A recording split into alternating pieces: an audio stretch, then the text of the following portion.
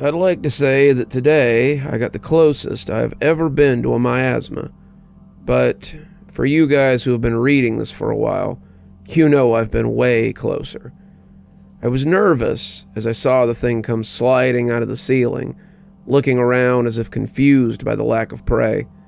We were all hiding in the back room.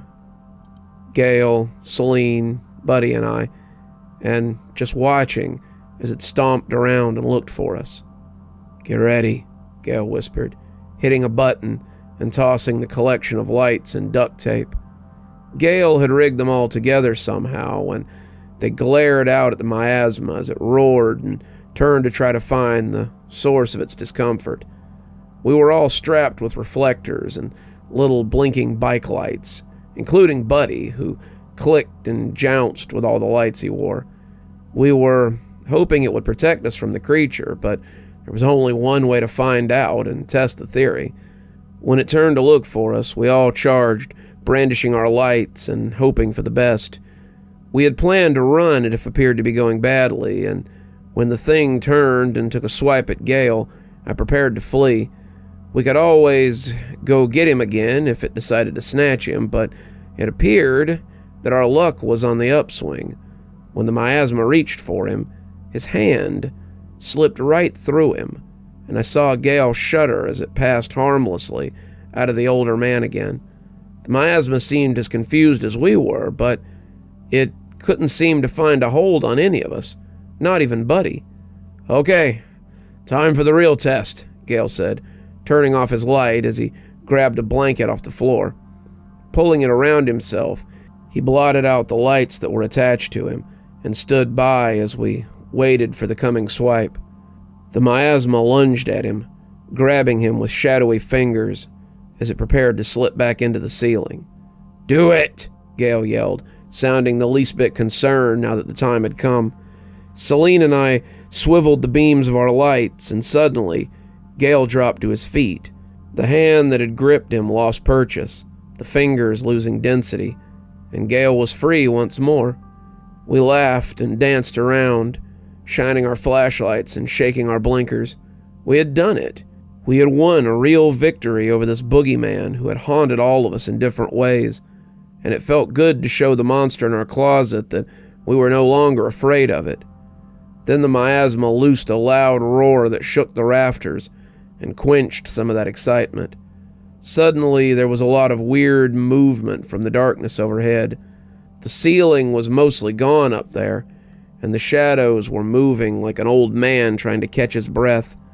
There would be no rescue attempt if one or more of the miasmas came out to get us, and I grabbed a hold of Buddy's harness as we made our escape. They had started taking shape as we stepped into the bathroom, and we were all glad when we stepped out into the fluorescent lights of Celine's safe house. "Excellent," Celine said. "Now we know that we can fight them." "If," Gale said ominously, "it works wherever we're going." Celine gave him a stony look, huffing loudly. "I can't think of any reason why it wouldn't. Must you always be so gloomy?" Gale gave her a look, but I thought it might have been more sad than angry. "You haven't been to the ceiling. Things work differently there. If this end of the line is anything like that, then we could be in for some real trouble." "Then let's get going," Celine said. "We tested Jasper's theory and it worked. Let's go see what we're dealing with, now that we have a weapon." Gale opened his mouth to say something, but closed it again when he realized that there was nothing to say. Celine was right. We could escape right now, so why were we hesitating? I wondered if maybe it was a hesitancy to throw ourselves in without thought, but if we could be back in the real world, then why not jump? The worst that could happen is that if we failed, we were no longer sure that that was such a bad thing. The thought of just existing here for the next however many years sounded like hell to me. What would happen if I stepped out like Celine and Gale were preparing to do, to find that over 20 years had passed? What if I stepped out to find that 50 or even 100 years had passed? Could I reintegrate into such a world? I didn't want to find out. "We need to be ready when we come there," Gale said. "We need to save our tricks until it's absolutely necessary." "I've got an idea," he said, walking over to the shelf as he looked for something that only he was aware of. "If we cover our lights, then we can move relatively unseen. At least I think we can. Imagine their surprise when we take our covers off and bombard them with the hated light." He tossed a throw blanket at me, giving Celine another, and told me to secure a third one around Buddy. "He might need some help when the time comes. You'll need to help him, but it should keep him safe. We might find them looking for us before we get where we're going anyway. If they know that we can fight them, they might try to harvest us before we can escape." He tied his own blanket on like a cloak, looking like some kind of low-budget Lord of the Rings character. "Get whatever you're taking with you, and let's get to it then." "Do we know where the store is that he's talking about in the journal?" I asked, looking at Celine for some clarification. "No," she said, "but I think I can get us fairly close. I know the store he's talking about before that, the one that has snow in it, and I think if we travel from there, we can find the place he's talking about. That store was as far as I've ever gone, but it should get us going in the right direction." So we packed a few things: food, fresh clothes, some weapons to go along with our lights, and stepped towards the bathroom for what I hoped would be the last time. I had found a harness for Buddy that made me think of the ones worn by service dogs, and I hoped that the handle on it would help me hold him if he got spooked. Celine reached for my free hand, taking Gale's with her other, and before she stepped through, she looked back as if to take in her home away from home one last time. The store had been her sanctuary and her respite for a long time, though she hoped to never see it again. She also looked thankful for the comfort that it had brought her. We gave her the moment she needed, and when she turned back to the door, I could already see the snow building on the other side. We stepped into a winter wonderland, and I smiled as the wet flakes hit my face. Everything there was made of snow, and from the shelves to the products to the workforce, everything was nothing but glistening white. The hermit hadn't been wrong. I could see several androgynous-looking snowmen with red vests that turned to look in our direction. The effect wasn't altogether inviting, and their dead-eyed faces reminded me of a horror movie I had seen when I was a kid, about a creepy-looking snowman that hadn't been terribly friendly.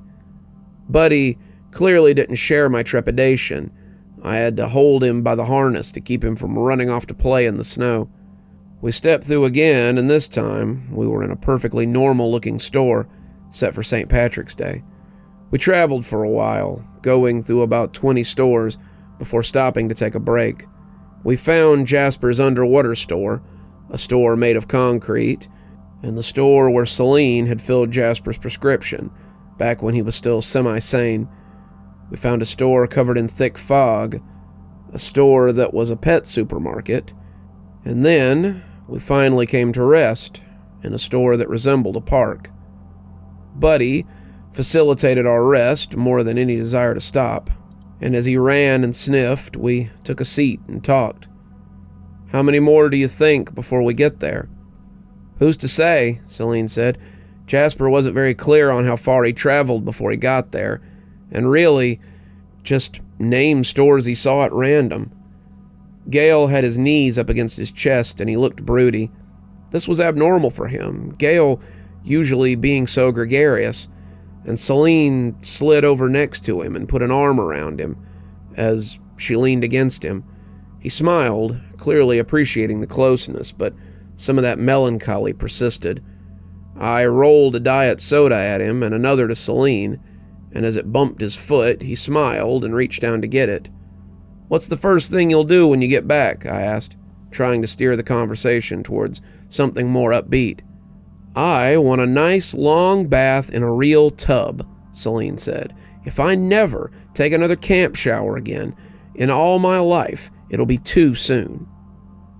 "I want to eat food that I don't heat from a can or take out of a package," I said wistfully. "There's a Japanese steakhouse down the road from my apartment, and I feel like I could easily spend the rest of my life savings in there eating sushi and eel and still not get enough." That got a laugh out of both of them, but only until Gale really thought about the question. "I don't know," he said, after a long moment of thought. "You told me you stepped into that bathroom in 2023, he said, turning it into an accusation. "If that's true, it means that 25 years have passed since Celine and I came through the bathroom. When I stepped out of reality, Bill Clinton was in his second term. The internet was still kind of a fad, and the cell phone I had was about the size of my wallet. I've seen that thing you plink around on when you have downtime. By the sound of it, that thing is more powerful than any computer I've ever seen. I still had 5 payments left on my Camry, the one I left sitting in the parking lot. By now, it's probably been towed along with your little Gemini, Celine. My apartment has long since been leased. My bank account and my house likely went to my ex-wife when I was declared dead after being missing for so long. Let's face it, kid, while you might have something to go back to, Celine and I are likely looking at bleak prospects." I wanted to refute this, but I really couldn't find any evidence to the contrary. How did I know that 20 years hadn't passed while I was here too? I could be stepping out into the future as well, like Fry stepping out of his cryotube. The thought of all 3 of us, well, 4 I guess, if I counted Buddy, stepping out into an uncertain future was more than a little scary, but I knew it was the right choice. "What's the alternative then?" I asked Gale seriously. "Stay in here and wait to be scooped up by miasma? Live every day wondering if you're going to wake up being fused into a crystal? I can't live like that, Gale, and I don't think you can either." He started to get angry. You could see it on his face, but he settled as the weight of the statement settled over him. "As to where you'll stay, all of you can stay with me for as long as you need. You'll have to sleep on the floor most likely, but I can guarantee there's less of a chance that a shadow monster will come out of the ceiling and try to get you." Gale laughed, but he looked like he was trying not to cry as well. It was the same old Gale, the one who had rescued me from the miasma and taught me how to navigate the landscape of the Dollar General beyond, that came out in that laugh, and I was glad to see some of the darkness that had surrounded him since I had pulled him out of the ceiling dissipate. "You know, until you came into my life, I always just assumed I'd die in here. Never wanted to believe that escape was an option. How would one escape from a place like this anyway? Now, it almost feels like there might be something out there for an old guy like me." He raised his can in salute, and Celine did the same. "Here's to you, Alphabet Man. No matter what happens, I'm glad I found your message on my bulletin board." We all drank deeply, and as Buddy came back for pets, Gale got back to his feet and brushed the grass off his pants. "Let's get this over with, then," he said, taking Celine's hand and smiling at her. "None of us are getting any younger." We stepped out into the perfectly normal Dollar General store. Perfectly normal, except for the strange language that everything was written in. Gale nodded. "This is it, then. No matter what happens in there. I'm glad I don't have to do this alone." Celine gripped his hand tightly. "I hope your couch is comfy, because I think I could sleep for a week straight." "There's only one way to find out," I said, grinning as we traveled one final time. We all grasped hands tightly and stepped into the dark space that we hoped would take us home. You're still here. Thanks for stopping by. Dr. Plague here. Always a pleasure to see all my new and old viewers coming by for another one of my spooky tales. If you'd like to support the show, you can always take part in one of our channel offers through Fume or Aura, or you can just click on another video when they come up. I'd really appreciate it. For our newer viewers, we also have lots of playlists and other things if you'd like to get caught up. I know some of my series have been going on for quite a while. If you'd like to get my latest book, there's a link down below that'll take you to my Amazon page. Towesey Homestead just came out, so if that's something you'd like to get your hands on, go ahead and have a look down there. If you'd like a signed copy, you can go ahead and email me from my email address on the site, and I'll get with you about shipping information and ship you a signed copy. If you'd like to support the channel in a more monetary fashion, we also have membership through YouTube, and we've got a Patreon that you can get the information for in the description. We have lots of tiers and everything to suit your needs. Patrons that support on the $10 tier, that's our Ghostly Reader tier, get a book anytime I write one, signed and on their doorstep.